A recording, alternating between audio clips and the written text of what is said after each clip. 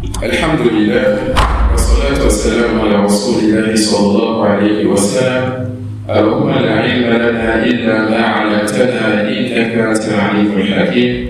أما بعد, nous allons poursuivre la grâce d'Allah subhanahu wa ta'ala avec le livre A'lam Sunnati Manshura. Et dans la six précédente, nous avons encouragé les uns et les autres à la lecture et à la méditation de Surat An-Naba. On va essayer, Inch'Allah, suite à la lecture que vous avez fait individuellement et l'information que j'ai reçue que certains d'entre vous ont des questions. Nous allons lire ensemble ces sourates, écouter les questions et voir s'il y a certaines paroles qu'on peut compléter à ceci.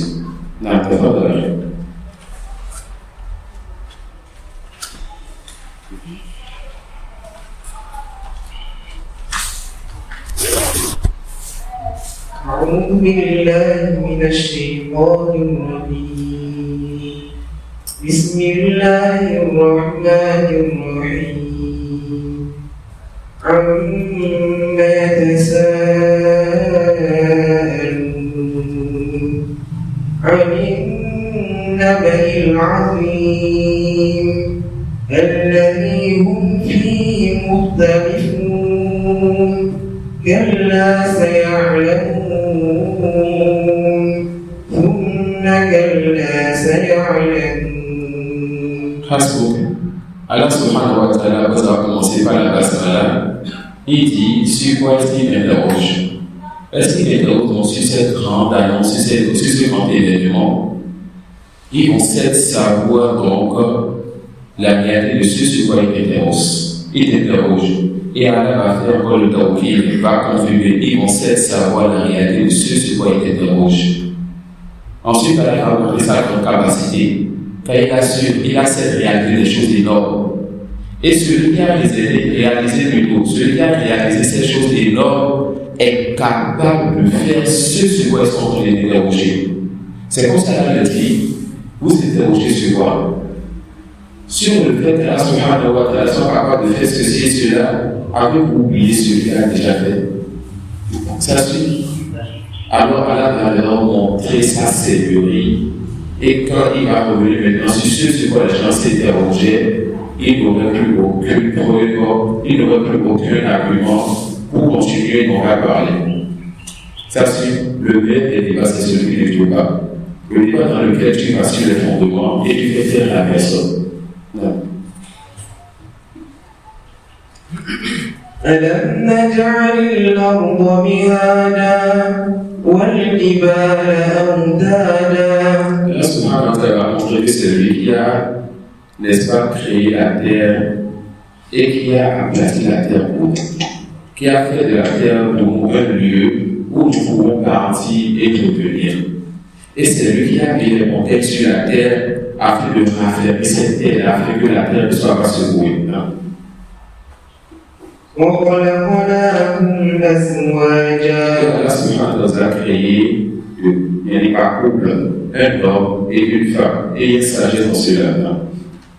وجعلنا نومكم سباتا وجعلنا الليل لباسا وجعلنا النهار معاشا. Allah subhanahu wa ta'ala, c'est lui qui a créé la nuit et le jour. Et qui a fait de la nuit pour vous tel un vêtement qui vous couvre et qui vous donne donc l'apaisement afin que la nuit vous puissiez vous reposer. Il a fait du jour pour vous un moment où vous allez vaquer à vos occupations. Il a oublié qu'il a créé toutes choses par science et par sagesse. Il sait pourquoi il a créé chaque chose. Questionnez-vous donc, est-ce qu'il vous a créé pour son but?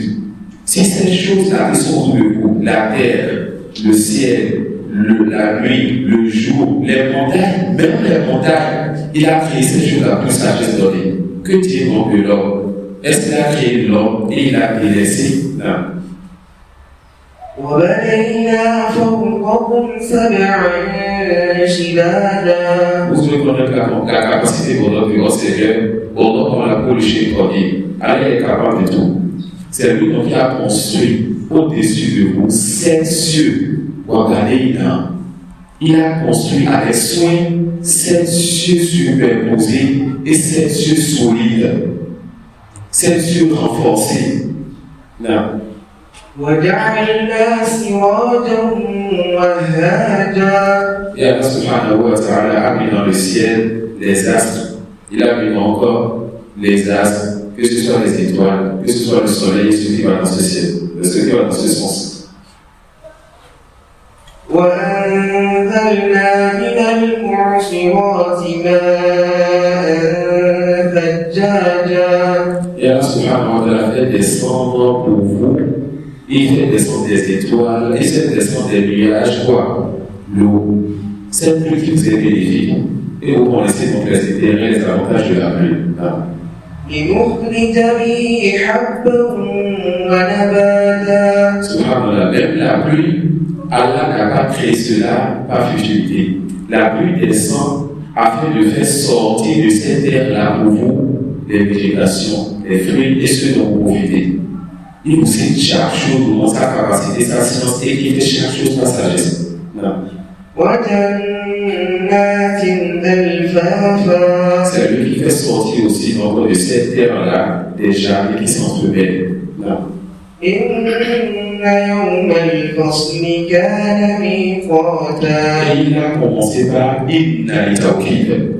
Si vous savez, c'est lui qui a fait tout cela, ne doutez pas. Le Tawkid vient à l'arabe après que l'argument soit déjà venu au moins une fois. Je vous dirai Ja al-Mudarrisu, l'enseignant est venu. Et je vois que vous ne croyez pas encore, vous ne parlez encore de la classe. Je vais vous dire, quand Ja al-Mudarrisu, je mets le Tawkid, je confirme. Je vous dis, l'enseignant est certes venu. Là, vous allez dire, ah bon, est-ce qu'il vous demandez maintenant, Inna al-Mudarrisa Kodija, j'avais le Tawkid, quand je vois que vous faites des cas, je vois que vous êtes en train de rejeter ce que je vous dis. D'accord? Ça peut aller. Donc, si Allah dit déjà, Inna ici pour le Tawkid, c'est que ce n'est pas maintenant qu'on est en train de montrer à ces gens-là la réalité, donc la capacité d'Allah, et qui seront ressuscités, et qui seront créés pour un but. يوم ينفخ في الصور فتأتون أفواجا. Allah subhanahu wa ta'ala dit quoi? Que certes le jour dernier est un jour dont le moment est connu. Ce jour-là, vous allez venir vers votre Seigneur en groupe. Vous allez tous être rassemblés dans la vie, sans exception aucune. وفتحت السماء فكانت أبوابا. Et les cieux, ce jour-là, seront ouvertes et ce sera telles des portes qu'on ouvre dans le ciel, des portes desquelles vont descendre des anges de tous les côtés. وسيرت الجبال فكانت سرابا. Cette montagne, quelqu'un qui essaie de traduction-là, laissez-moi cette traduction en français. Et les montagnes seront mises en marche et deviendront un mirage.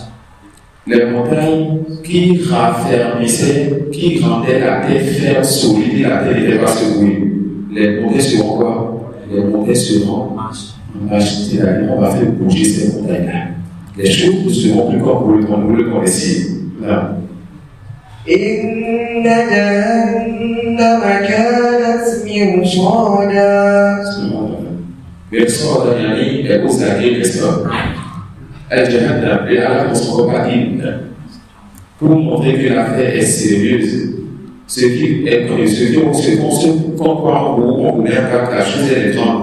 Certes, l'enfer-là, ce feu-là est aux arrêts et attendre ceux-là qui seront ses enfants, que la maison préserve.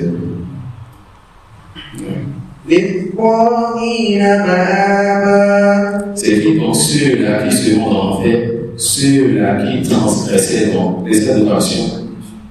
Le refuge pour les transgresseurs. Refuge pour les transgresseurs. لابثين فيها أحقابا. Ces transgresseurs-là, ces désobéissants-là, ceux-là qui ont désobéi à Allah et à son messager, ils vont rester dans cet enfer-là éternellement. Ils vont y rester, ils vont y demeurer éternellement. Si vous faites quelque chose, vous pouvez laisser de façon autre chose, vous pouvez venir. لا يذوقون فيها موتا ولا شرابا. Le verset dit, Allah subhanahu wa ta'ala dit, que dans l'enfer, ils ne vont même pas goûter à la fraîcheur, ils n'auront pas de repos, ils ne vont même pas goûter, ils ne vont même pas boire de l'eau. Non. إلا حميما وغساقا. Hamim, c'est de l'eau chaude bouillante. Khossak, c'est le pu. Ils ne vont même pas goûter à de l'eau et ils ne vont pas goûter à de fraîcheur. Sauf quoi? Sauf une eau chaude bouillante et du pu. Du pu, c'est l'eau qui sort de la blessure, n'est-ce pas? Ils vont goûter à quoi? À une eau chaude bouillante et de l'eau sale et qui pue et qui sort de quoi? Des blessures. جزاء وفاقا. Ce verset est terrible. De la même façon que dans ce bas monde, ils étaient ingrats, désobéissants et se détournaient de leur Seigneur, ils auront donc la pleine récompense de leur désobéissance ici dans la tombe. Alors, ça apporte tellement de bienfaits et ils ne sont pas reconnaissants. Alors, dans l'enfer, ils ne vont donc pas goûter au plaisir que Allah va réserver aux gens du paradis. Et cela en rétribution parfaite de ce qu'ils faisaient dans ce bas monde. Et Allah n'est pas juste en ses serviteurs. إنهم كانوا لا يرجون حسابا. Ces gens-là, ils ne croyaient pas à la résurrection. Ils ne croyaient pas qu'ils allaient rencontrer Allah et que les comptes seront faits. Ils ne croyaient donc au jour dernier. Et les mécréants de tout temps, lorsque les messagers viennent vers eux, ils refusent donc l'appel des messagers et surtout refusent de choses importantes. La première de ces deux choses, ils disent, font-ils faire de toute l'intégrité une seule divinité? Et la deuxième chose, ils disent, lorsqu'on sera poussé, est-ce qu'on va nous rappeler? Non. وكذبوا بآياتنا كذابا. Et ils demandaient aussi les signes d'Allah. Alors on voit ces messagers descendre des livres et plusieurs versets, miracles et signes clairs venaient. Des signes qui sont tellement puissants que lorsque les magiciens de Pharaon ont entendu ça, qu'est-ce qui s'est passé? Qui peut me dire en français ce que les magiciens de Pharaon ont fait? Ils ont fait quoi? Non, ils ne se sont pas prosternés. Qu'est-ce qui s'est passé? Quelque chose les a jetés prosternés. Tellement le miracle était puissant qu'ils ne pouvaient pas se retenir. Les signes d'Allah sont clairs. Et celui qui se détourne de ces signes-là s'en est détourné par orgueil. Ça peut aller. Voilà pourquoi Allah veut le bien en eux. Ces signes-là se sont posés dans leur cœur. Et quand la foi s'assoit dans le cœur, on ne connaît plus, n'est-ce pas? On ne connaît plus aucun plaisir sur ce qui nous rapproche d'Allah subhanahu wa ta'ala. وكل شيء أحصيناه كتابا. الله أكبر. كل شيء كل الأمور وعسى الأمور محفوظ. Toute chose, sans exception aucune, Allah a tout dénombré de la manière la plus précise. Et le jour dernier, Allah sera rapide en France. فذوقوا فلن نزيدكم إلا عذابا. On se dit là, tiens, pour établir quand l'étudiait, pour établir ce verset, de cette soirée avec lui, quand il a reçu ce verset, il a dit que c'est le verset le plus dur sur les pégrins. فذوقوا فلن نزيدكم إلا عذابا. Goûtez donc au châtiment. Nous n'allons que nous augmenter en châtiment. Subhanallah. On ne va que les augmenter en châtiment. Non. إن للمتقين مفازا. Ensuite, Allah subhanahu wa ta'ala, parce que l'islam, parce que notre da'wah, parce que le Coran et la Sunna, c'est le tarhib et le quoi? Le tarhib. On fait peur et on attire. Après, Allah subhanahu wa ta'ala nous aide à appeler les versets pour faire battre l'aigle de la peur afin de secouer notre cœur. Qu'est-ce qu'il va faire? Il va nous donner espoir. En disant avec Ibn, certes, les pieux, c'est eux-là qui vont réussir. C'est eux qui auront la pleine récompense. Et c'est qui les pieux? Ceux-là qui apprennent leur religion savent ce qui est permis et ce qui est interdit. Ils font alors ce qui est permis et ils délaissent ce qui est interdit.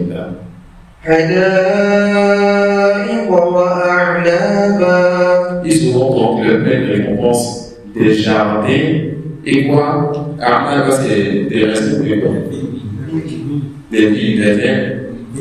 Des vignes. Il s'agit de vin, n'est-ce pas? Non. Non. Ils seront, n'est-ce pas, des jardins et des vignes. Si je dois dire, il s'agit de vin. Il s'agit de vin, bien sûr, de bonne qualité, dont ils vont jouer au paradis. Non.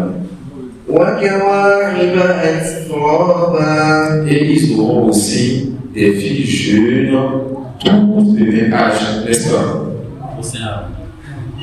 C'est ça, vous avez? Est-ce qu'ils auront des filles jeunes au sein arrondi? Ils auront des femmes de qualité au paradis. Non. Comme puissance pour ceux qui faisaient dans ce monde. لا يسمعون فيها لغوا ولا كذابا وكأسا دهاقا et des coupes débordantes. Subhanallah. Ici, dans ce qu'on va nous dire que l'alcool, le vin est interdit plutôt. Mais au paradis, lorsqu'on parle du vin, on va vous dire qu'on connaît des coupes débordantes. Il n'y a pas de gaspillage là-dedans. Vous allez consommer comme vous voulez. Là. لا يسمعون فيها لغوا ولا كذابا. De la même façon que le Coran se détourne de la distraction.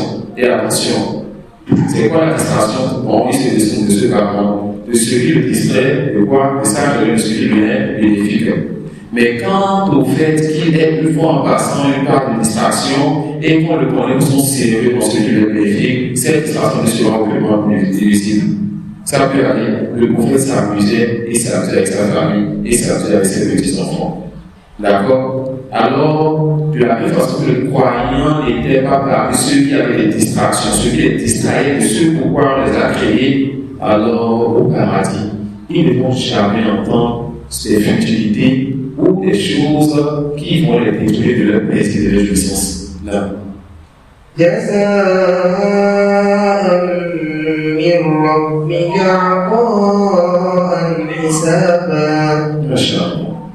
Tout cela quoi? Par rétribution et par récompense de la part de qui? De ton Seigneur. Il va leur donner cela sans compte en fonction de ce qui se donne dans ce garment. رب السماوات والأرض وما بينهما الرحمن لا يملكون منه خطابا. Regardez comment Allah est en train de faire passer dans plusieurs niveaux de rububiyya.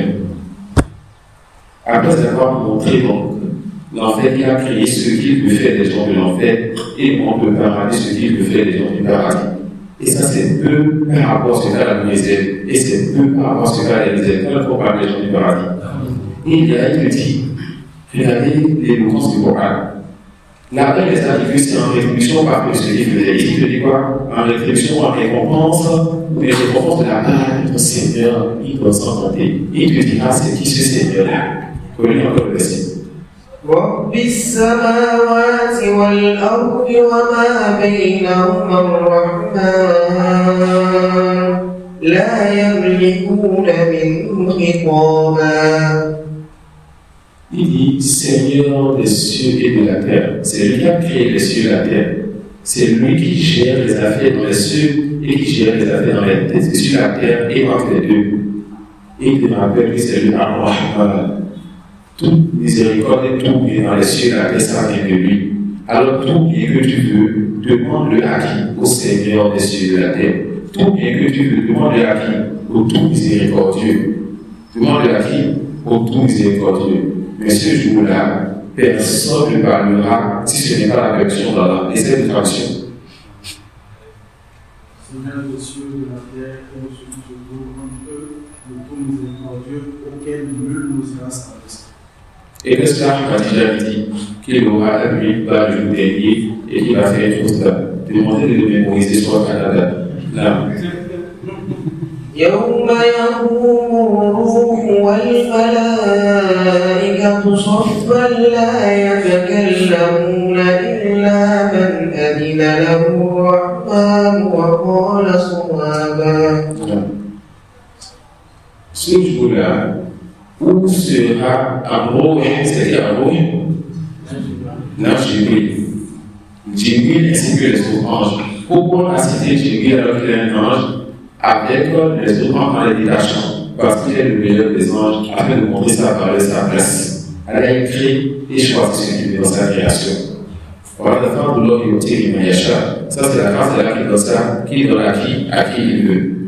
Les anges le jour seront disciplinés, ils seront en rang. Car c'est un jour terrible. C'est un jour de silence, un jour de rang et d'éducation. Et ce jour-là, nul ne parlera si ce n'est par la permission d'Allah subhanahu wa ta'ala. Et toute personne qui parlera ne dira que la vérité, ne dira que ne proclamera que la grandeur d'Allah subhanahu wa ta'ala, le théorie et la louange d'Allah subhanahu wa ta'ala. ذلك اليوم الحق فمن شاء اتخذ إلى ربه مآبا. Subhanallah te rappelle, après d'avoir montré tout ce qu'il a montré comme Seigneur, comme Rububiyya, comme ce qui fait partie de sa seigneurie, il te dit ce jour-là, c'est le jour de la vérité. Ne doute donc pas de ce jour-là. Celui qui veut donc que celui-là prenne donc auprès de son Seigneur un refuge, que celui-là cherche à se rapprocher de qui? De son Seigneur subhanahu wa ta'ala. Si je donne un sens qui contrôle légèrement les situations de l'événement-là. إنا أنذرناهم عذابا قريبا يوم ينظر المرء ما قدمت يداه ويقول الكافر يا ليتني كنت ترابا. Allah subhanahu wa ta'ala rappelle dans ce verset qu'il nous a mis en garde contre ceci. Ce jour de vérité et ce qui se passera ce jour-là et après ce jour, Allah nous a mis en garde contre ce jour-là. Et cette religion a commencé par cette mise en garde. Ya ayyuhal muddathir kum fa'anzir. Ô toi le maître du manteau, lève-toi et avertis. Il a cet averti pendant 23 ans. Et sa communauté a fait depuis plus de 400 ans. Et elle va continuer à avertir jusqu'à la fin des temps. Allah va donc confirmer ce jour-là que cette communauté et les gens de la société sur la vérité en faisant cette mise en garde, en parlant de la vérité, en défendant le vrai, en parlant du faux et en profitant le faux. Ce jour-là, on vous a averti dans ce jour-là. Ce jour-là, on vous a averti dans ce jour-là. Oui, le verset.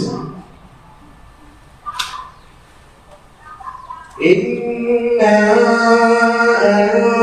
أنذرناكم عذابا قريبا يوم ينظر المرء ما قدمت يداه ويقول الكافر يا ليتني كنت ترابا. Alors, qu'est-ce que les créants dira le jour-là? Si seulement j'étais poussière. Si seulement j'étais poussière. Les mécréants sont tels des animaux. Ils veulent vivre en liberté. Manger, sexe, dormir, c'est tout. Comme des animaux. Ils sont pires que les animaux. Les animaux, le jour des seront transformés en quoi? En poussière. Le mécréant va souhaiter être poussière. Car certes, il est pire que les animaux. Allah a créé l'animal, ne lui a pas donné de raison. Allah a créé l'homme, ne lui a donné de raison. Mais il a voulu vivre comme l'animal, mais à cause de sa raison, il sera jugé et châtié éternellement, même s'il reconnaît qu'il est encore pire qu'une bête. Mais s'il ne reconnaît pas qu'il est pire, qu'il est bien qu'une bête, ça peut aller. Voilà. Tu as une réponse à la question? Puis, ce sont des fruits avec lesquels on fait des vins. Oui, c'est le fait que on fait des vins. L'arbre du raisin. Tout le monde a dit raisin premièrement, n'est-ce pas? Non. Oui, moi.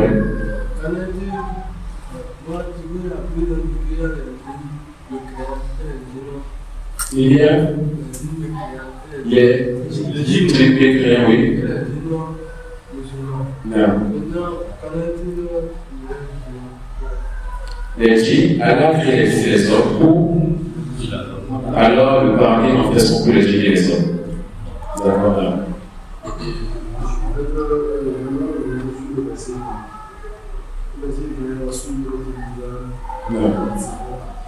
Dans la traduction aussi, et où les montagnes réduites en poussière. Ici, la taille de les montagnes seront réduites en poussière qui ne sont plus qu'un mirage. Donc, nous disons que ici aussi, la traduction veut dire que les montagnes seront mises en marche et deviendront sur les rages.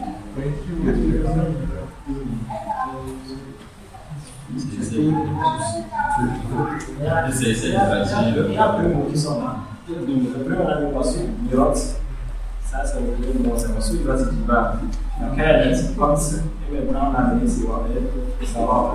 Ça va se prendre le bien, ça va. C'est que les montagnes emprisonnantes déracinées vont se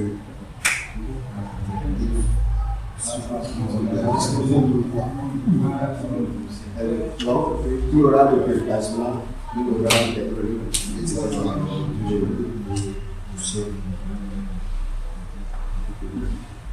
Les montagnes vont bouger, d'accord? Jusqu'à ce que cela devienne de la poussière, comme cela allait exploser, d'accord? Ça peut rien de expliquer. quand il était à la maison, il a dit quoi? Et moi, il faisait quoi? Il a dit, il s'est installé sur le dernier verset. Il a parlé de là où Allah a mis les étoiles. Et moi, il a demandé, est-ce que c'est le premier siècle là, le premier ciel là? Et moi, il a dit, bon, c'est que nous on voit, peut-être que c'est là le premier siècle. Je me suis demandé, est-ce que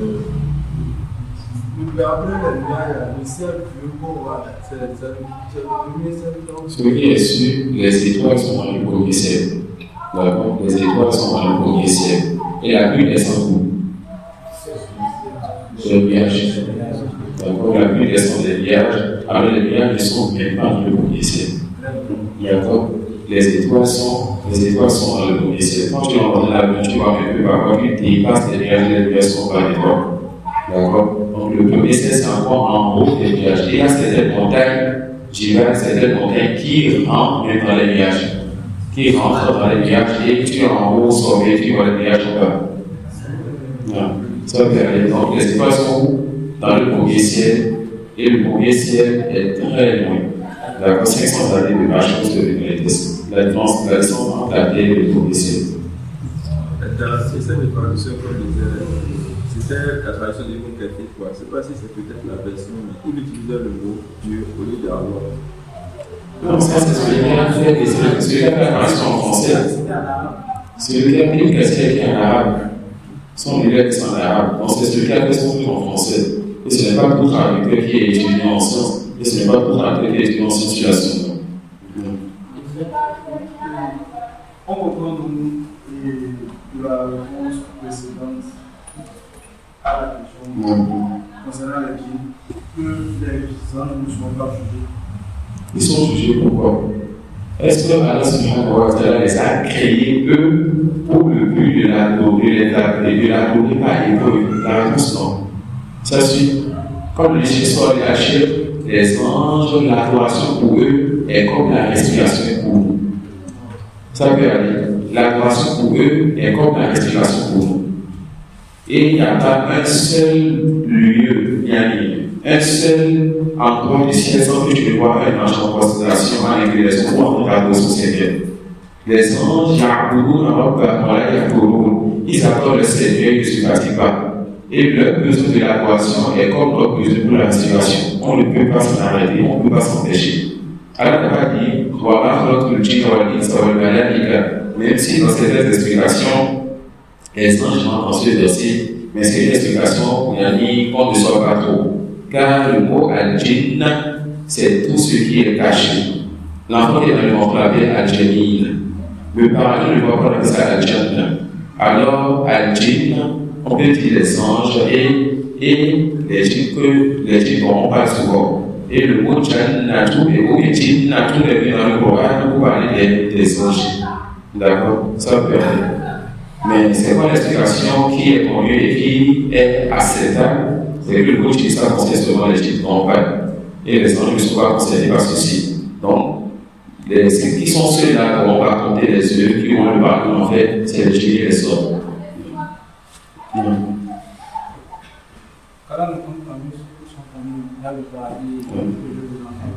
Maintenant, je veux savoir le cas de ceux qui ont été évoqués dans la sourate Araf, parce que là, ils ont leur balance sexuelle équitable. Quelle sera la sourate? Ces gens-là, Al-Araf, il s'agit de ceux-là qui ont les bonnes œuvres et les mauvaises œuvres qui sont équitables. Il n'y a pas quelque chose qui prend le dessus sur la balance. Alors ils seront sur un endroit élevé, ils verront les gens de l'enfer, ils verront les gens du paradis. Chaque fois qu'ils se trouvent vers les gens de l'enfer, ils cherchent au jugement cela, et qu'ils se trouvent vers les gens de l'enfer, ils espèrent cela, et à la fin, Allah subhanahu wa ta'ala passe sa miséricorde pour les faire entrer au paradis. C'était par rapport aux histoires des explications. Quelle est l'application de ce matin? Je vois qu'il y a certaines. Derrière cette application de ça, il y a le docteur Soulé qui avait partagé avec nous un site ou un PDF. J'ai eu à utiliser ça certaines fois et c'est ça qui est intéressant. Et il avait conseillé la convaincre une fois dans un composant parce qu'il a aussi vu du bien dedans. Je vais peut-être chercher lui demander, on va savoir pour la ou Inch'Allah. Par rapport à ça, il faut mentionner que ce sont des gens d'abord qui sont en foi. Bien sûr, si tu n'es pas sur le tawhid, telle constatation de mon part est considérée. D'accord? Là, le film, là, il y a pas qui est un les clients ne vont pas leur donner le poids pour les autres derrière. Donc, si tu as 50% de bonne action, c'est que tu as 50% de bonne action sur le tawhid et l'action. Et tu as 50% de péché. Donc, je pense qu'il y a quelque chose que les gens de ce type d'assises et ça. Là. Je voulais demander concernant les témoignages, par exemple, tous ceux-là qui ont fait la détournée d'adultère ou de fornication, ou bien du cas de vol, où on vient témoigner afin qu'on le coupe ou bien d'être fouetté. C'est celui-là même qui atteste elle-même que cette personne extérieure qui a témoigné.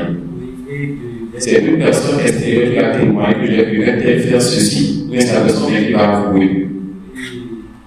Selon les conditions à remplir, c'est-à-dire qu'il y a 3 ou 4 témoins pour qu'on atteste qu'effectivement la taille été commise. Pour la fornication, c'est 4 témoins. C'est 4 témoins. Supposons qu'il y a déjà 3 témoins et qu'aujourd'hui le système de caméra. Les caméras ne sont pas acceptées. Donc ce n'est pas accepté. Non. Il faut 4 témoins qui ont vu que l'acte est en train d'être fait.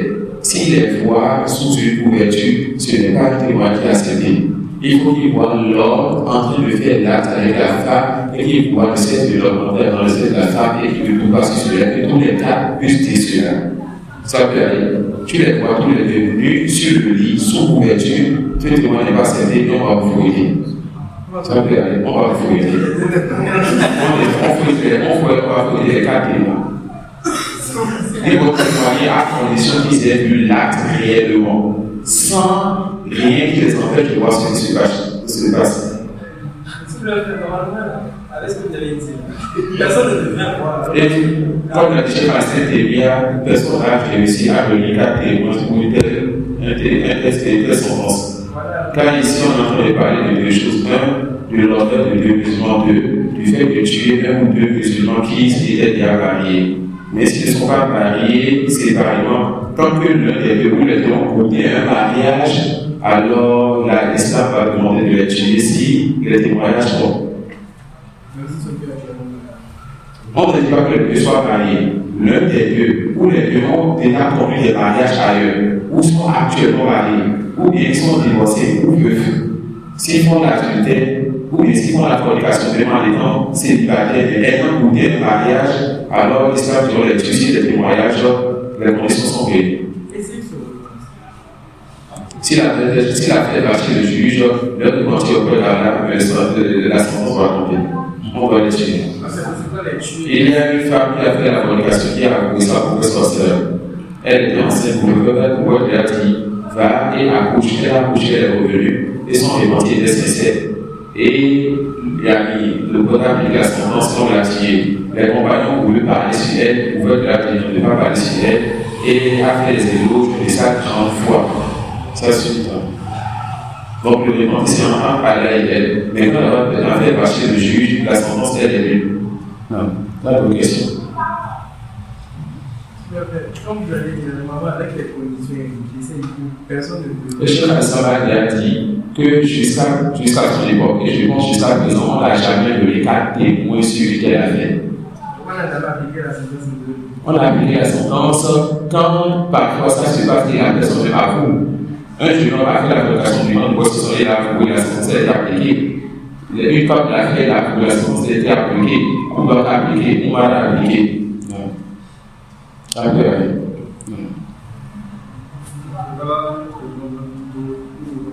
pas. Ça va pas plutôt que le maire nous a apporté. Et comme vous avez parlé de docteur Fouquet, en effet, il avait aussi envoyé une application. Et ça s'appelait Tactile. C'est une dizaine de systèmes d'adoption de la Chine qui est assez intéressant. On peut installer. C'est disponible. Si vous pouvez envoyer ça dans le bout l'application est pour le site ou le PDF, envoyez ça dans le bout Non, ça, parce que je n'ai pas.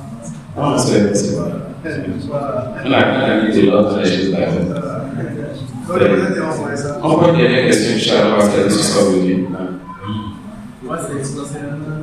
Bon, en fait, on a eu une discussion avec nos frères concernant la prière à voix basse. Je voulais demander, est-ce que quand on prie à voix basse, c'est juste bouger les lèvres, mais il y a le son qui sort, qui ne doit même pas Tu bouges les lèvres et tu essaies de faire entendre toi seul sans que ton voisin entende. Toi seul sans que ton voisin entende le tâche sur le monde. D'accord? Et si tu bouges les lèvres et que tu sens que tu es en train de parler légèrement, mais si tu n'entends pas clairement, c'est suffisant. Non. En fait, c'est comme il a parlé là. En fait, on a l'habitude de voir certaines personnes pour les prières à voix haute. Ils ne décident pas à voix haute, mais à voix basse. Est-ce que. Ils sont seuls ou ils sont en groupe? S'ils sont en groupe, on décide d'avoir pour ne pas aborder les filles dans la prière. Et s'ils sont seuls, ils vont se vivre d'eux. Réciter à avoir beaucoup à voir, parce que ce n'est pas une condition ou bien un pilier ou bien une obligation de la prière. Je voulais demander les voisins. Ceux qui, par exemple, ils ont fait de faire des billets, par exemple, Maghrib. Par exemple, maintenant, ils veulent faire quoi ça? Oui, donc, si l'arrêtement là, c'était rempli. Donc, ils venaient, ils restent derrière. Est-ce que. Ils sont restés derrière. Oui, parce qu'il y avait plus de place. Donc, quand mon frère a salam, vous m'avez là, est-ce qu'il le prend? Celui qui est resté un voyageur. Oui. Et ce sont des résidents. Non, eux tous sont des voyageurs. Ouais. Avant Il y a un qui est derrière. C'est quoi la relation de la question du voyage d'abord? Parce que ce que je vois d'abord, il n'y a pas de différence entre la question de voyage et le résident. Tu veux savoir le jugement de celui qui est c'est ça? Seul? Ils sont les voyageurs. En fait, ils veulent connaître le jugement de la sorte, le rang est en fait, et celui qui fait le rang seul. Celui qui est seul derrière. Certains savent pas où ça vient pas plein. D'autres personnes voient que cette personne a quand même si personne vient, alors elle prie et qu'il n'y a pas de mal, Inch'Allah. Il attend le gardien. Voilà. Il y a des questions. Moi, ça va être c'est Inch'Allah. Parce que moi, je vais dire Inch'Allah. الحمد لله والصلاة والسلام على رسول الله صلى الله عليه وسلم. اللهم لا علم لنا إلا ما علمتنا إنك أنت العليم الحكيم. أما بعد, nous allons poursuivre par la grâce d'Allah subhanahu wa ta'ala avec l'espace béni A'lam Sunnatil Manshura, ce qu'on appelle une question-réponse dans la croyance. Et les sujets qu'on est en train de voir depuis la dernière assise, vous allez voir qu'on lit la question, on lit la réponse. D'accord? Parce qu'on est en train de voir les sujets les plus importants et tous ces sujets dans ce livre sont importants. L'auteur nous parle du tawhid et du shirk, il nous parle des catégories du tawhid. Et ça fait partie des choses dont on a besoin quand on est encore au début de notre prêche. Donc, le sage doit encore lire la question et lire les réponses, Inch'Allah. ما توحيد الربوبية والإقرار الجازم بأن الله تعالى 49. Question numéro 49. Non. Inch'Allah, ceux dont on avait pris les noms, les livres sont déjà venus au Bénin. Inch'Allah, j'espère rencontrer aujourd'hui ou demain le frère qui m'a aidé à récupérer ça. Et les livres seront partagés dès que je retire cela, Inch'Allah. Non. ما توحيد الربوبية والإقرار الجازم بأن الله تعالى رب كل شيء ومالكه وخالقه ومدبره والمتصرف فيه لم يكن له شريك في الملك ولم يكن له ولي من الذل ولا رد لأمره ولا معقب لحكمه ولا مضد له ولا مماثل ولا سمي له ولا منازع في شيء من معاني ربوبيته ومقتضيات أسمائه وصفاته. قال الله تعالى: الحمد لله الذي خلق السماوات والأرض وجعل الظلمات والنور. الآيات بل السورة كلها. وقال تعالى: الحمد لله رب العالمين. وقال تعالى: قل من رب السماوات والأرض قل الله. قل أفاتخذتم من دونه أولياء لا يملكون لأنفسهم نفعا ولا ضرا. قل هل يستوي الأعمى والبصير أم هل تستوي الظلمات والنور أم جعلوا لله شركاء خلقوا كخلقه فتشابه الخلق عليهم. قل الله خالق كل شيء وهو الواحد القهار. قال تعالى: الله الذي خلقكم ثم رزقكم ثم يميتكم ثم يحييكم هل من شركائكم من يفعل من ذلك من شيء سبحانه وتعالى عما يشركون. وقال تعالى: هذا خلق الله فأروني ماذا خلق الذين من دونه. وقال تعالى: أم خلقوا من غير شيء أم هم الخالقون أم خلقوا السماوات والأرض بل لا يوقنون. وقال تعالى: رب السماوات والأرض وما بينهما فاعبده واصطبر لعبادته هل تعلم له سميا. وقال تعالى: ليس كمثله شيء وهو السميع البصير.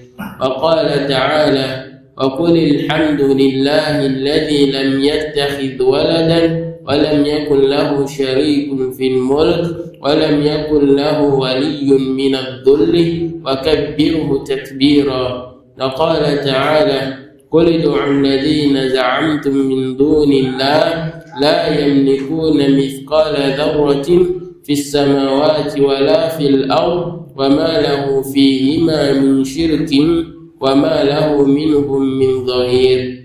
ولا تنفع الشفاعة عنده إلا لمن أذن له حتى إذا فزع عن قلوبهم قالوا ماذا قال ربكم قالوا الحق وهو العلي الكبير. ما ضد التوحيد؟ يكفي إن شاء الله.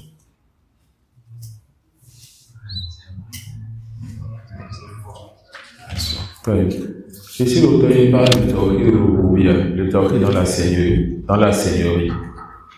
Et ce tawhid est très important. Et celui qui comprend ce tawhid, qui maîtrise ce tawhid, celui-là augmente en foi. Car le tawhid de la rububiyya t'amène à aimer celui-là qui t'a créé, qui gère tes affaires, qui t'accorde tout bien. Un amour qui, lorsqu'il augmente, t'amène à te rapprocher davantage de lui et fait partie de ses walis. Et ce tawhid, celui qui maîtrise cela, a plus de facilité à amener les gens vers l'islam. On a deux types de prêcheurs. Le prêcheur qui va donner toute son importance à montrer qu'Allah est le Seigneur des gens. C'est Allah qui nous a créés, qui accorde la subsistance, qui donne ceci, qui repousse le mal, qui accorde le bien. C'est bien tout ce que tu dis, mais ce n'est pas suffisant. Car le prophète n'a pas passé 10 ans, plus 13 ans, 23 ans à ça seulement. Et car le peuple du prophète sallallahu alayhi wa sallam, tout comme ton peuple, accepte donc qu'Allah est le créateur des cieux et de la terre. Tu n'apportes rien de nouveau alors. Tu rappelles juste, et ce rappel est pour quelque chose. Donc on a le prêcheur qui donne toute son importance au tawhid de la seigneurie. Et on a le prêcheur qui utilise le tawhid de la seigneurie pour le plus important. Il va montrer aux gens que c'est Allah seul qui crée, que c'est Allah qui donne la subsistance, qui donne la vie et la mort, que c'est Allah qui protège et que c'est Allah qui repousse le mal. Si tu sais que c'est Allah qui fait tout cela, sache que c'est Allah seul qui mérite l'adoration. Celui qui a créé tout ceci, c'est le seul qui mérite l'adoration. Alors, nous allons vers les non-musulmans et on leur rappelle qu'Allah est le Seigneur, celui qui les a créés pour voir leurs besoins et gérer leurs affaires. Afin quoi? Afin de leur dire que seul Allah subhanahu wa ta'ala mérite l'adoration. Ça suit. Nous faisons quoi? Nous montrons aux gens la seigneurie d'Allah. On rappelle aux gens la seigneurie d'Allah. On rappelle aux gens qu'Allah seul a tout créé et que c'est Allah seul subhanahu wa ta'ala qui fait ses actions particulières. Pourquoi? Afin de dire aux gens Allah seul mérite l'adoration. Celui qui passe son prêche à parler de la seigneurie et qui ne vient pas dire aux gens que ce Seigneur, c'est lui seul qui mérite l'adoration, a raté son prêche. Celui qui passe son temps à montrer la seigneurie aux gens va amener les gens à se rattacher à Allah. Mais s'il se limite à cela, il ne va pas amener les gens à adorer Allah de l'adoration qu'Allah veut. Car les gens diront, voilà, nous c'est moi Allah. On veut ce qui est auprès d'Allah. Alors on va prendre cette dignité pour se rapprocher d'Allah. Vous voyez? Donc, lorsque tu réveilles la seigneurie dans le cœur des gens, tu rappelles aux gens qui est Allah, que c'est le Seigneur, rappelle que ce Seigneur, c'est lui seul qu'on doit invoquer. C'est pour lui seul qu'on doit faire le sacrifice. C'est pour lui seul qu'on doit se prosterner. C'est pour lui seul qu'on formule le vœu. Et tu rattaches les cœurs directement à Allah. Les soufis font quoi? On a deux choses. On a la relation entre Allah et ses créatures sont dans deux sens. Il y a ceux qui quittent Allah et qui viennent vers les créatures, et ceux qui quittent les créatures et vont vers Allah. Quant à ceux qui quittent Allah et viennent vers les créatures, on a besoin donc de ce qu'on appelle la chaîne de transmission. Quand Allah wa Jibril anzala al-wahy ala nabi sallallahu alayhi wa sallam. Allah a parlé, Jibril a entendu apporter la révélation au prophète Mohammed sallallahu alayhi wa sallam. Le prophète a parlé, ses compagnons rapporté, de génération en génération jusqu'à ce que ton oustaz ou ton cheikh entende ce que cette chaîne de transmission a rapporté sans changer. Et que toi tu rapportes et que la génération qui te suit rapporte toujours jusqu'à la fin des temps. Alors on ne peut pas prendre cette religion, cette révélation, cette législation, cette adoration si on n'a pas cette chaîne de transmission. Le soufi dit quoi? Haddathani qalbi an rabbi. Ils ont sauté le shirk. Tout. Jusqu'au prophète, ils ont tout fait tomber. Ils ont fait tomber Jibril. Ils ont dit que mon cœur m'a rapporté de mon Seigneur. Ils vont amener ce qu'on appelle les tariqa. La voix de tel shirk, la voix de tel shirk, la voix de tel shirk. Ça suit. Ils ont fait tomber les intermédiaires ici. Maintenant, ils viennent sur l'adoration. Ils vont te dire, tu ne peux pas adorer Allah jusqu'à ce que tu passes par chez eux. Alors, le shirk qui devait être un intermédiaire par lequel tu vas prendre l'héritage prophétique, ils l'ont fait tomber pour prendre la révélation. Ils ont pris une nouvelle tariqa directement d'Allah. Ensuite, pour adorer Allah avec cette nouvelle tariqa encore, tu dois passer par chez eux. Ils ont fait quoi? Ils ont fait tomber la révélation, donc ils ont apporté une innovation, une nouvelle tariqa. Et encore dans cette innovation, encore, ils ne sont pas fatigués de tomber d'égarement en égarement. Ils vont encore faire le shirk, le polythéisme, en disant, tu ne peux pas faire quoi?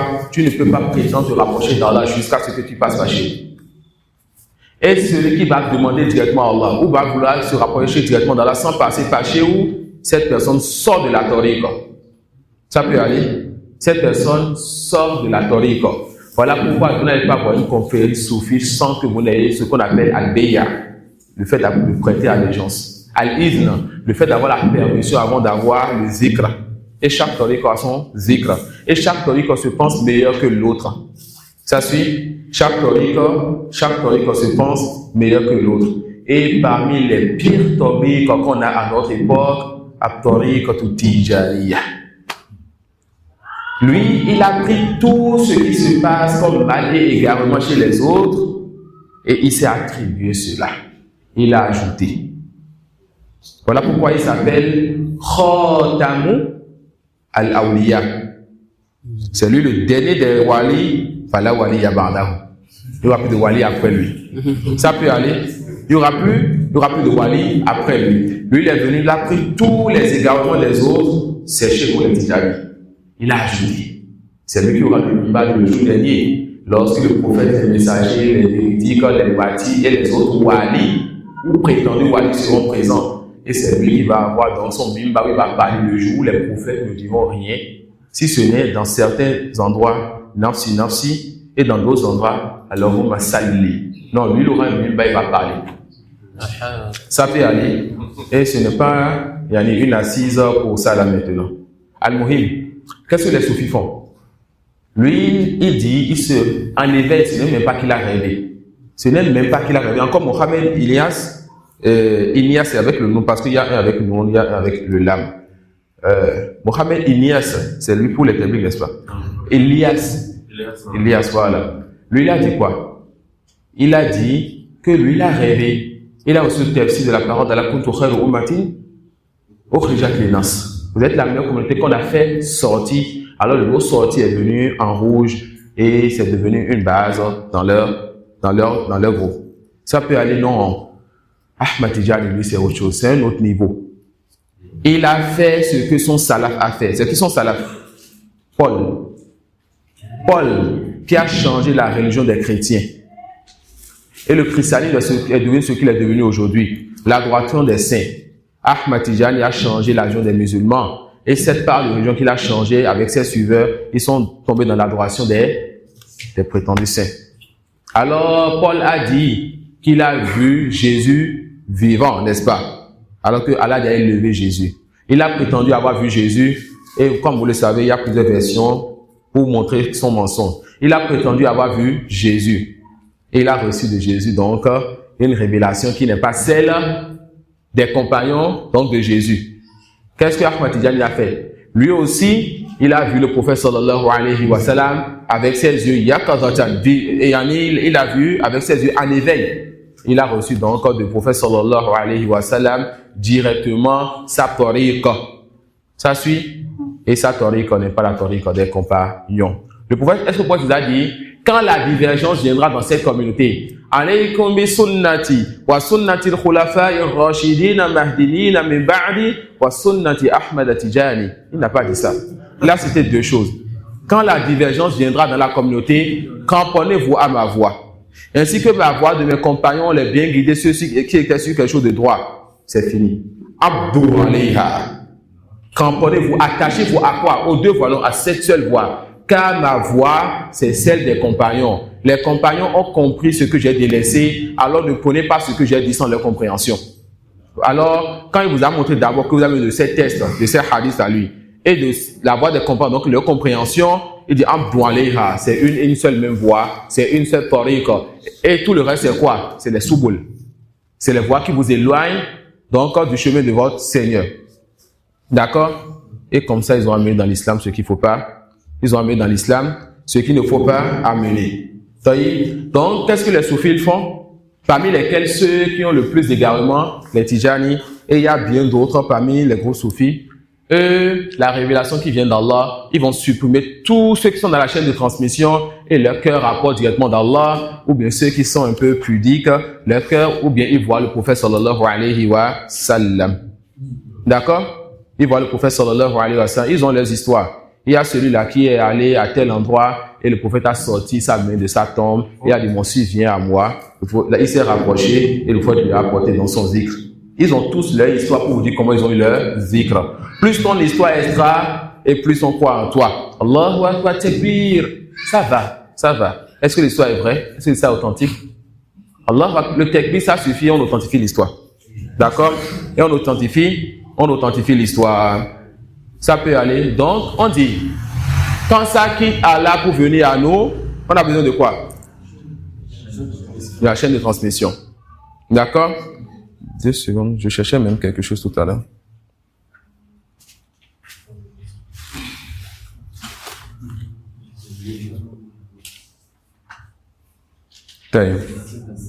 Non. Je reviens, Inch'Allah. On va déposer ça là-bas. On ne cherche pas les objets perdus dans la mosquée. On ne présente pas les objets perdus dans la mosquée. On va redéposer ça là-bas, Inch'Allah. D'accord? Ou bien, si l'imam bien, on va le musée, on va lui déposer ça. D'accord. Allah subhanahu wa ta'ala dit وَمَا كَانَ لِبَشَرٍ أَنْ يُكَلِّمَهُ اللَّهُ إِلَّا وَحْيًا أَوْ مِنْ وَرَاءِ حِجَابٍ أَوْ يُرْسِلَ رَسُولًا فَيُوحِيَ بِإِذْنِهِ مَا شَاءَ إِنَّهُ عَلِيٌّ حَكِيمٌ. Selon les saints de traduction, Allah subhanahu wa ta'ala dit, à Allah appartient la royauté des cieux. Selon les saints de traduction, Allah subhanahu wa ta'ala dit, il n'a pas été donné à un mortel, à un homme, qu'Allah lui parle autrement que par révélation, ou de derrière un voile, ou qu'il lui envoie un messager. D'accord? Ou qu'il lui envoie un messager qui révèle, c'est-à-dire l'ange Jibril qui va apporter la révélation au messager. Par sa permission, ce qu'il veut, il est sublime et sage. Ça si? Ceux-là qui ont reçu la révélation, comment Allah leur donne la révélation? Comment Allah parle donc à cette créature? Il leur parle de derrière un voile. Et ça là, à qui Allah il a parlé? Parmi les hommes. Allah il a parlé à 2 parmi les hommes. Le prophète Moussa alayhi salam, Kalimur Rahman, et le prophète Muhammad sallallahu alayhi wa sallam lors du voyage nocturne. D'accord? À part cela, Allah subhanahu wa ta'ala envoie l'ange Jibril à ses messagers pour leur apporter révélation. Alors personne, aucun homme ne peut venir par la suite et dire quoi? Et dire qu'Allah lui a parlé directement. Et eux disent, mon cœur m'a rapporté directement d'Allah. Ton cœur t'a rapporté directement de Shaitan. D'accord? Haddathaka qalbuka an Shaitan. Ton cœur t'a rapporté directement de Shaitan et ne doute pas sur cela. Allah a parachevé sa religion. Il ne convient pas qu'Allah parachève sa religion et que par la suite, il vienne t'ajouter encore à toi, à ton époque. D'accord? Le prophète sallallahu alayhi wa sallam a demandé à ses compagnons, il a tout transmis. Ils ont dit, il a tout transmis, il a pris Allah à témoin. Mais ils te diront quoi? Ils te diront qu'il y a la science de tout le monde et la science des Khawas. Et la science de tout le monde, c'est ce que vous voyez dans les livres. Et la science des Khawas, c'est ce que le prophète vient leur donner, ou bien c'est ce que Allah leur dit sans chaîne de transmission, car tout le monde ne peut pas connaître ces choses-là. Ce qu'on leur dit sans chaîne de transmission, et alors ils ont besoin de permission pour donner ces choses. D'accord? Ils ont besoin de permission pour donner ces choses. Wallahu musta'an. La deuxième partie, on a dit quoi? Ceux qui nous quittent nous pour aller vers Allah. Donc quand la révélation doit quitter Allah, est-ce qu'on peut recevoir directement la révélation d'Allah nous? La réponse non, aucun homme. Et ça ne suffit juste une croyance. Une seule croyance pour faire tomber tous les gros soufis. C'est quoi cette croyance? Aqidatu khatmi risala. La croyance que Mohammed sallallahu alayhi wa sallam est le dernier des prophètes. Ça veut dire quoi le dernier des prophètes? Aucune révélation ne sera après la mort de Mohammed sallallahu alayhi wa sallam. Ça suit? Toute personne qui prétend avoir reçu une révélation d'Allah directement a démenti le fait que le prophète Mohammed soit le dernier des prophètes. Et toute personne qui prétend que Mohammed lui a apporté une révélation directement a démenti le fait que Mohammed sallallahu alayhi wa sallam ait transmis la révélation, alors Mohammed a trahi la révélation. Les compagnons ont menti en disant qu'il est transmis. Et Allah subhanahu wa ta'ala a manqué de science lorsque le prophète l'a pris comme témoin. Et depuis 1400 ans, c'est à ton époque, il y a 200 ou 300 ans, que quoi? que le prophète aurait regretté, il est venu donc te compléter la religion. Vous voyez, on appelle ça les lawazim. Vous voyez tout ce qui résulte donc de leur croyance, de leur position. Wallahu musta'an. Et le lazim, c'est ce qu'on comprend d'une parole et ce n'est pas la parole elle-même. Voilà pourquoi le lazim peut même être de la mécréance, mais la personne n'est pas mécréante car sa parole elle-même, c'est ce qu'on comprend de cela. Et si tu lui dis, ce que tu dis, on comprend peut-être, il dit, moi je n'ai pas dit ça. Il a même peur de cela. Mais s'il acceptait qu'il disait ces choses-là, il a mécru. Le lazim n'est pas la parole, mais le lazim nous permet de faire quoi? Nous permet de rendre faible la parole et la position. D'accord? Nous permet de rendre faible la parole et la position. Donc, toute personne qui a une religion qui n'a pas de telle de transmission qui remonte à Djibril, qui est entré de son Seigneur, cette religion, cette tariqa, elle est fausse, elle est vaine. Ensuite, quand la révélation qui est venue à toi est celle qui suit cette chaîne de transmission, alors tu adores Allah sans chaîne de transmission, sans intermédiaire. Car si tu prends l'intermédiaire entre Allah et toi, tu as fait quoi? Le shirk. On va faire simple.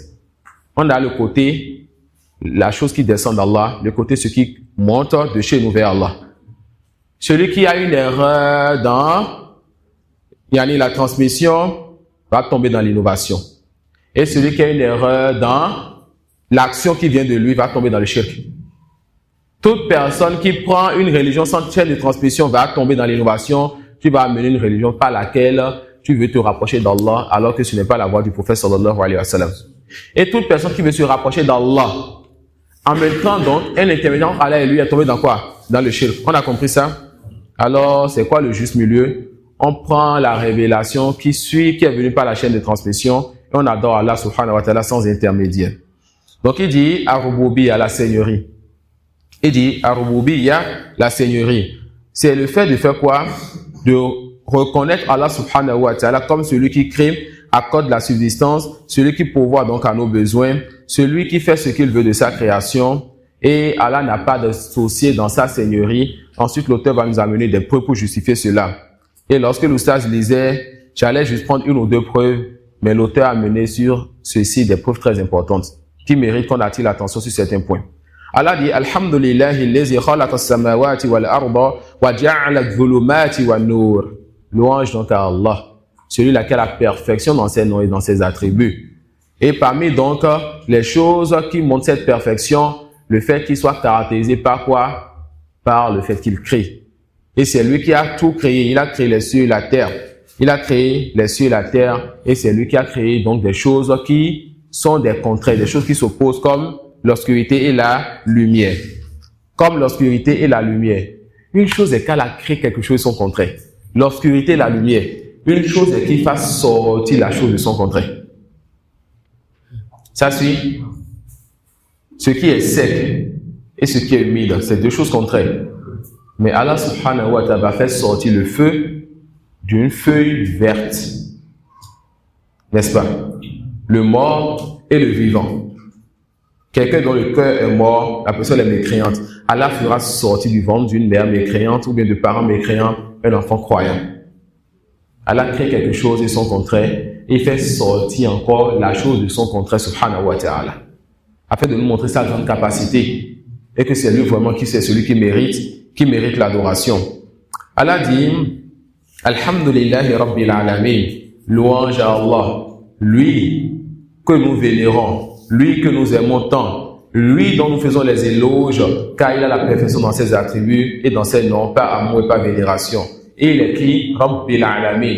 Il est le Seigneur, le créateur donc de l'univers. Et l'univers, c'est tout ce qu'il y a en dehors d'Allah subhanahu wa ta'ala. Kul ma rabbu samawati wal ardi kulillah. Dis, qui est le Seigneur des cieux et de la terre? Dis, c'est Allah. Kul afattakhadhtum min dunihi awliya'a la yamlikuna li anfusihim naf'an wala darra. Il demande d'abord, dit, qui est le Seigneur des cieux et de la terre? Qui a fait tout ceci? C'est Allah.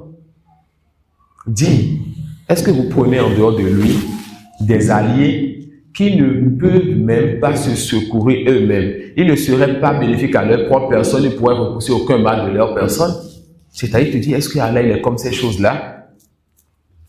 Qul hal yastawi al-a'ma wal basir. Est-ce que l'aveugle et celui qui voit sont pareils?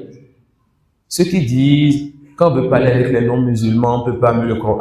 Quand le Coran, ça parle aux musulmans, etc. Là, on doit raisonner avec les non-musulmans. Il y a plein de versets dans le Coran qui te montrent comment raisonner. Et on ajoute à ça. Lorsque le prophète il a commencé, il est allé vers les musulmans et les non-musulmans. Alors ce Coran est allé vers les non-musulmans. Pourquoi toi tu veux laisser ce Coran de côté et quand tu débattes avec eux, ce soit la Bible? Ça suit. Pourquoi tu laisses le Coran de côté et ton débat interreligieux, c'est ouvre Corinthiens 12, verset 5. Ouvre ceci, 15, verset ceci. Que la Bible. Et quand tu dis le Coran, tu dis non, je parle aux chrétiens. On t'a dit que le Coran n'est pas venu pour parler aux chrétiens, le Coran n'est pas venu pour parler aux animistes, que le Coran n'est pas venu avec des versets qui font raisonner. Ça suit. Et ces gens, souvent, quand vous les questionnez maintenant sur leur religion, ils sont faibles. Soit ils ne répondent pas, soit ils répondent, ils font des erreurs qu'il ne faut pas. D'accord? Tu veux appeler à une religion que toi-même tu ne connais pas, tu ne maîtrises pas. Tu as passé ton temps à maîtriser la religion des autres et les gens sont trompés par le fait que tu débattes beaucoup. Mais en réalité, ils ne convertissent pas vraiment les gens, ils débattent juste. 10 ans après, il a toujours le même ennemi, c'est toujours la même personne qui débat avec lui. N'est-ce pas? Non, l'islam n'est pas venu pour cela. Un seul verset. Dis, oh, vous les gens du livre, venez à une parole commune entre vous et nous. Nous n'allons pas adorer quelque chose en dehors d'Allah. On ne va pas prendre nos rabbins, nos moines comme divinité en dehors, comme Seigneur ou divinité en dehors d'Allah. Et si vous refusez, nous on s'est soumis. 10 ans après, même ennemi. Le prophète, il avait une méthodologie. Et celui qui veut faire sa da'wah doit connaître sa méthodologie. Ça suit. Il dit, est-ce que celui qui voit et celui qui ne voit pas sont pareils? Est-ce que les ténèbres et la lumière sont pareils? Est-ce que la vérité et le faux sont pareils? Après avoir amené les gens à raisonner et à montrer aux gens qu'on est de deux groupes. Il y a vous êtes aveugles et nous sommes des gens, nous voyons. Vous êtes dans les ténèbres ou vous êtes le ténèbre.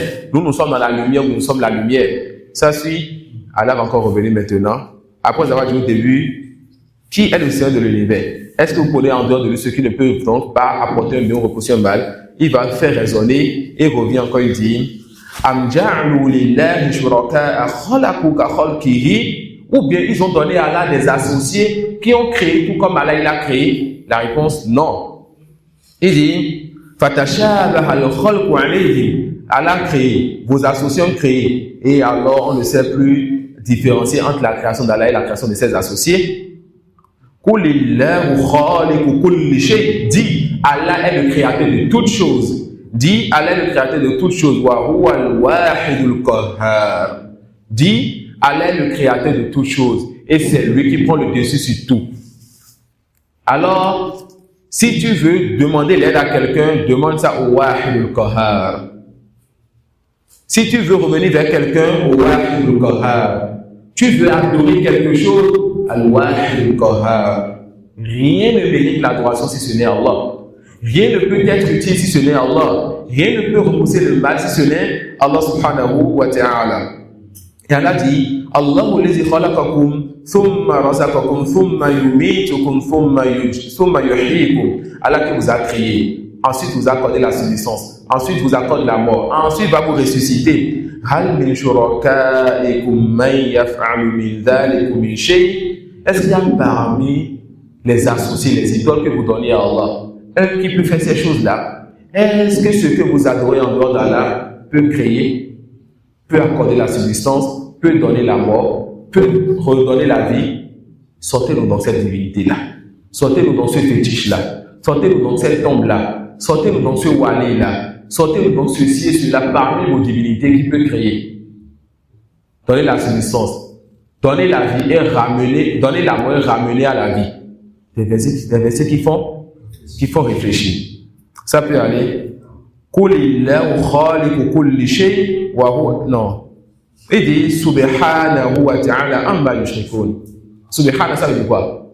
Gloire à lui, pureté à lui. Il se désavoue de tout ce qu'on lui donne comme manquement, comme attribut. Le fait que tu dises qu'Allah est un associé, c'est un manquement que tu donnes à Allah. C'est comme si tu diminues la valeur d'Allah ou tu élèves une créature à sa hauteur. Allah, il est unique. Allah, il est wahid, qahhar, c'est lui qui a pris le dessus sur toute chose. Il vous demande, il vous dit, Il fait beaucoup de choses, mais en prenant 4 seulement. Tu dis à un animiste, le créateur, c'est lui seul qui a créé. C'est lui seul qui donne la subsistance. C'est lui seul qui donne la vie. Et quand il donne la mort, c'est lui seul qui ramène à la vie. Parmi tes idoles et tes fétiches, sans-moi un seul qui fait ces choses-là. Est-ce qu'il y aura débat? Est-ce qu'il y aura débat? De la même façon que tu sais aucune de tes idoles, de tes divinités, aucun de tes fétiches et idoles ne peut faire ce que j'ai dit. Alors c'est celui qui fait ces choses-là, seul qui mérite donc le culte, l'adoration. Si tu acceptes cela, alhamdulillah. Si tu refuses cela, alors sache que moi je me suis soumis à celui qui m'a créé. Lui qui, lorsque je tombe malade, c'est lui qui me guérit. Lui qui, lorsque j'ai un besoin, c'est lui qui subvient à ses besoins. Lui, lorsque je suis touché d'un malheur, c'est lui qui m'accorde la patience et qui repousse ce malheur. Ça suit. Non, ça soumis à qui?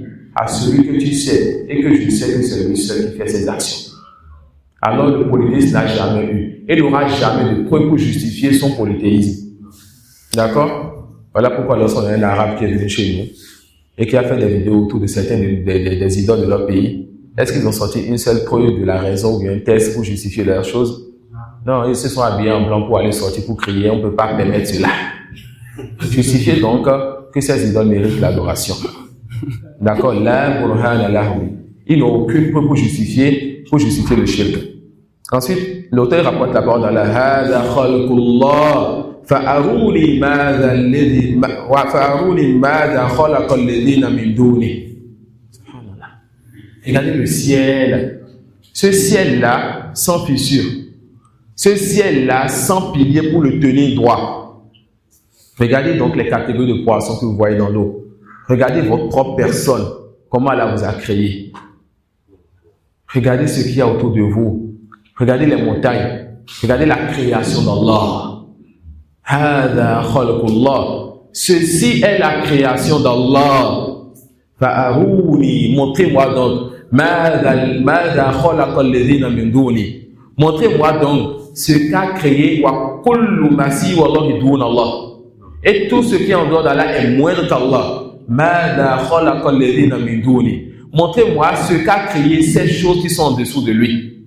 Cette prétendue divinité, cette prétendue fétiche, qu'est-ce qu'ils ont créé?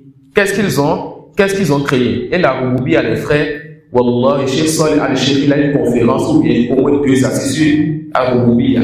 Ça secoue le cœur. Et à la fin, il montre qu'il faudrait que nous donnions de l'importance à cela, car ça nous permettra d'augmenter la foi des musulmans et faire quoi? Et appeler les gens Haqqan à l'islam. D'accord, je me rappelle, le grand frère Abou Karim, une fois, il m'avait étonné quand il m'expliquait soit An-Naba. N'est-ce pas? On était ensemble? Où il montrait qu'Allah subhanahu wa ta'ala va montrer au début que les gens te questionnent sur quoi? An-Naba, c'est une grande information, mais un grand événement.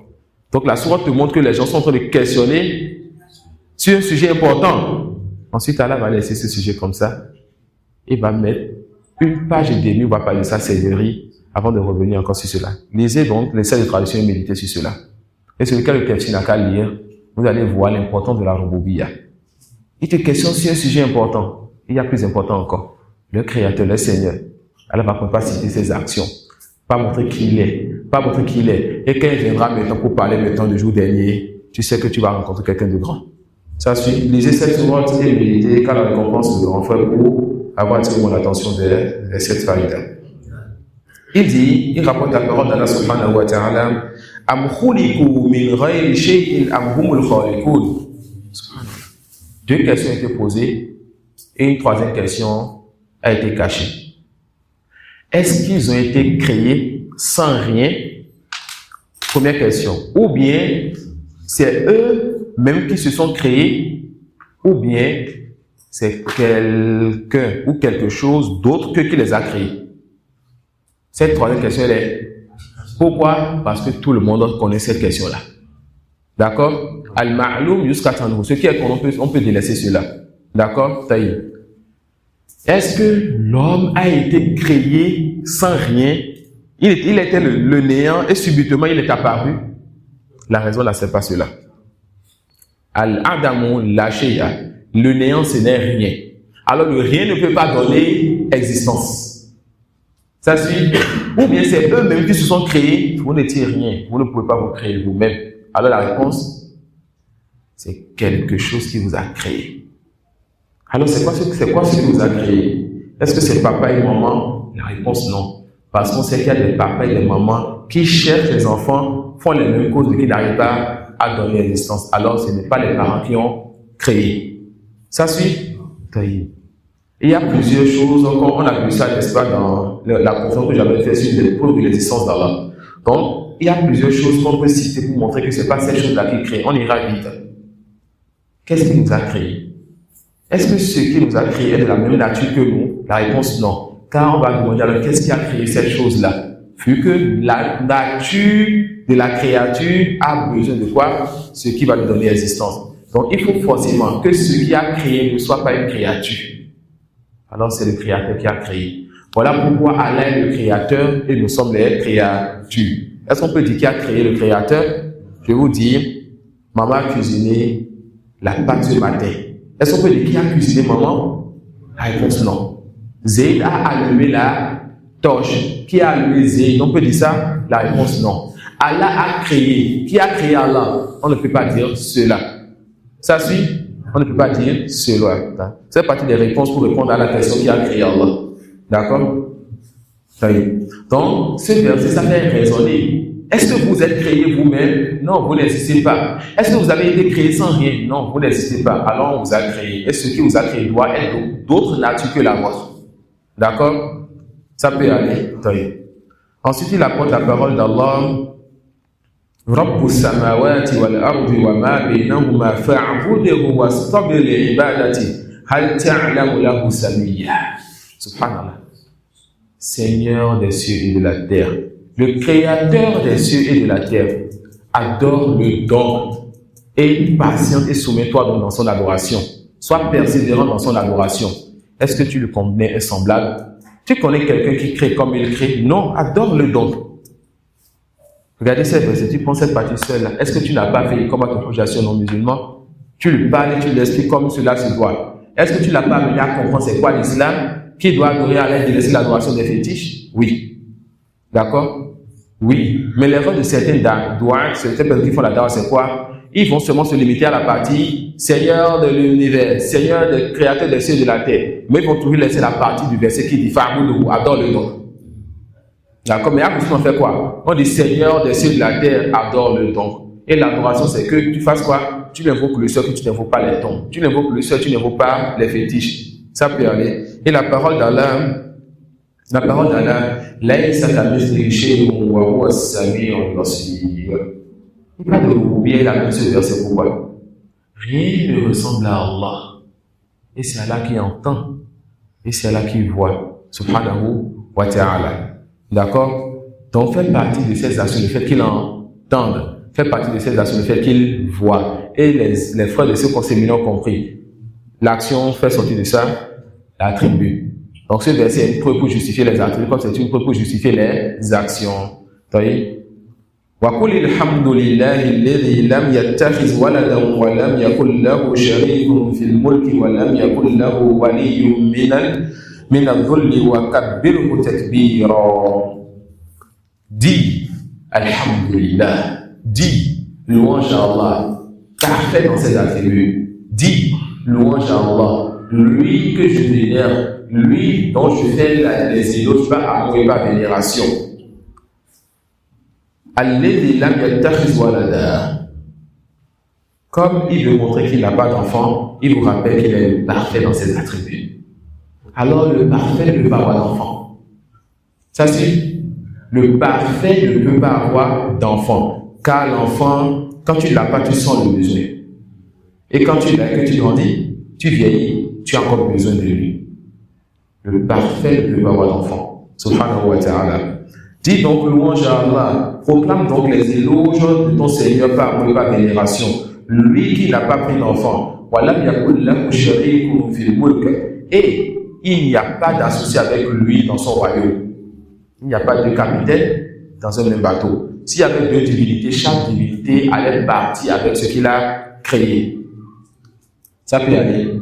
S'il y avait autre divinité qui mérite l'adoration avec Allah, que ce soit un enfant ou autre que cela, c'est des divinités éternelles. À un moment donné, il aurait conflit forcément cette divinité. Il y aurait quoi? Conflit en cette divinité. Et quand il y a conflit, qu'est-ce qui va se passer? Soit une divinité prend le dessus sur l'autre. Alors quelle divinité a gagné? Celle qui a pris le dessus, c'est le seul qu'on adore. Alors on dira encore à la fin qu'il y a une seule divinité qui mérite l'adoration.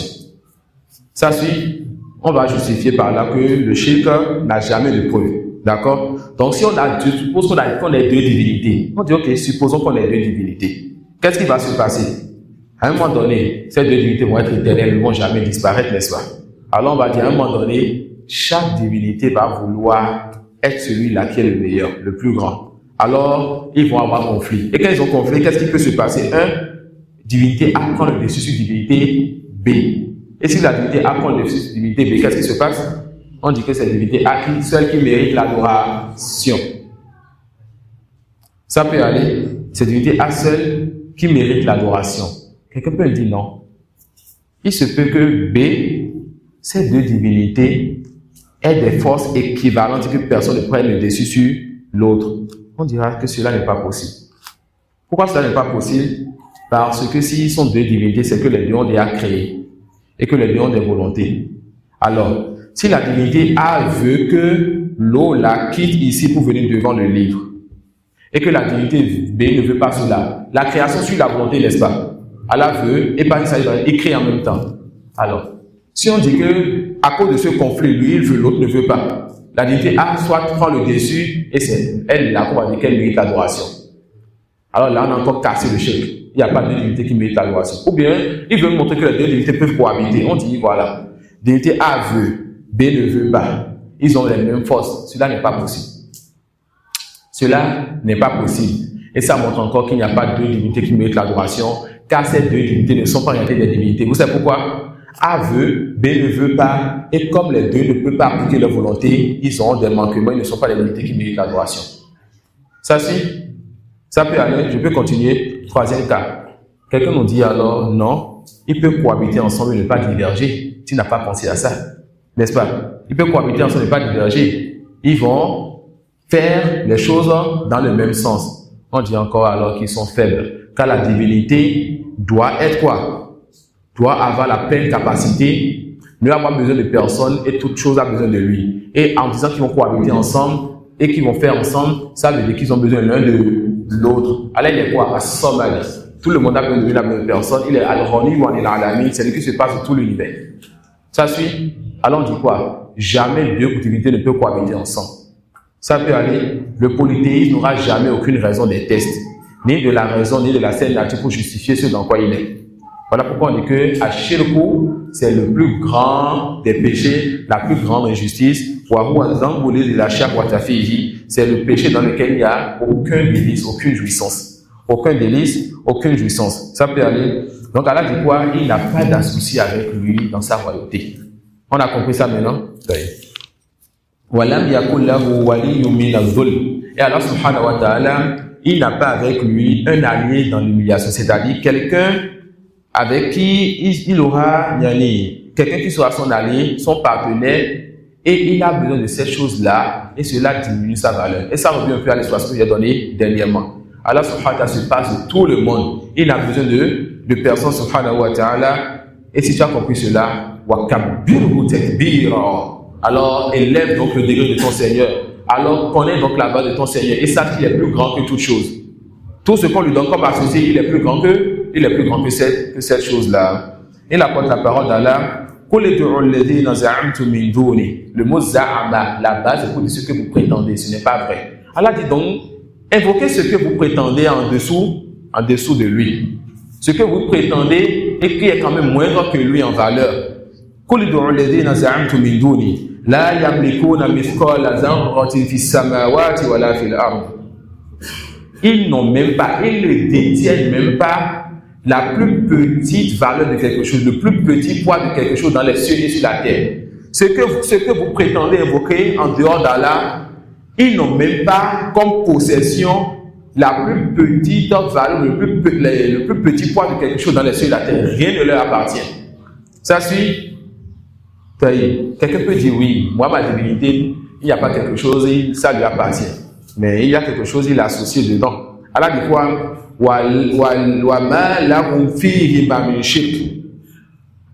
Ils n'ont même pas dans les cieux et la terre quelque chose dans lequel ils sont associés avec Allah dedans. Rien ne leur appartient, istiqlalan, à eux seuls, ils ne sont même pas associés avec Allah dans quelque chose. Ça fait 2. Et Allah n'a même pas besoin d'eux pour quelque chose dans les cieux et la terre. 1. Rien ne leur appartient. On va dire quelque chose leur appartient, alors tu peux leur demander. Tu peux leur demander intercession. Allah dit rien ne leur appartient.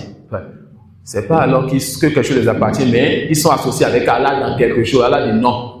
C'est pas grave. Ils aident Allah dans quelque chose, alors on peut se rapprocher d'Allah par eux. Allah dit, il ne l'aide même pas d'eux. Il ne l'aide même en rien du tout. Tu peux dire, c'est pas grave. Mais ils sont des gens pieux, alors ils peuvent intercéder auprès d'Allah. 4e chose, وَلَا تَنْفَعُ الشَّفَاعَةُ إِنْدَهُ إِلَّا لِمَنْ أَذِنَ لَهُ. Et personne ne peut intercéder auprès d'Allah si ce n'est que seul pour qu'il a de la permission. Ça suit. Alors tu reprends cette fétiche, cette tombe ou divinité pour demander encore. Alors on te dit, Allah donne la permission d'abord. Et Allah va t'enseigner dans d'autres versets, les hadiths qui montrent qu'Allah donne la permission seulement aux croyants. Et quand tu as celui qui donne la permission, quand Allah est satisfait de cette personne, Allah est satisfait de qui? De 2 catégories de personnes. 1, de façon générale, un musulman, un croyant, et de façon particulière, celui qui demande à Allah de faire intercéder une créature pour lui. Mais quand tu demandes à la créature l'intercession directement, Allah va plus te compter parmi ceux-là qui auront l'intercession. D'accord? Quand tu te précipites pour aller prendre quelque chose, quand son heure n'est pas venu, on te prive de cette chose-là. Et ce verset, les savants disent que ça coupe les racines du polythéisme. Ce verset, c'est comme un scie qui vient couper donc le baobab du shirk. Ça suit. Dans ce verset, Allah dit qu'il n'y a rien parmi ce que les gens adorent, invoquent, qui possèdent quoi que ce soit dans les cieux et la terre. 2. Ils ne sont même pas associés avec Allah dans quoi que ce soit dans les cieux et la terre. 3. Ils n'aident même pas Allah dans quoi que ce soit dans les cieux et la terre. 4. Allah n'accepte l'intercession de celui à qui il a permis cela. Alors, le polythéisme ne peut pas adorer quoi que ce soit si ce n'est avec l'une de ces portes-là, l'un de ces arguments. Je l'adore parce que quelque chose lui appartient. Je l'adore parce qu'il est associé. Je l'adore parce qu'il aide Allah dans quelque chose, alors je me peux rapprocher de lui. Ou je l'adore tout simplement parce qu'il peut intercéder. Car c'est un wali, c'est un pieux, etc.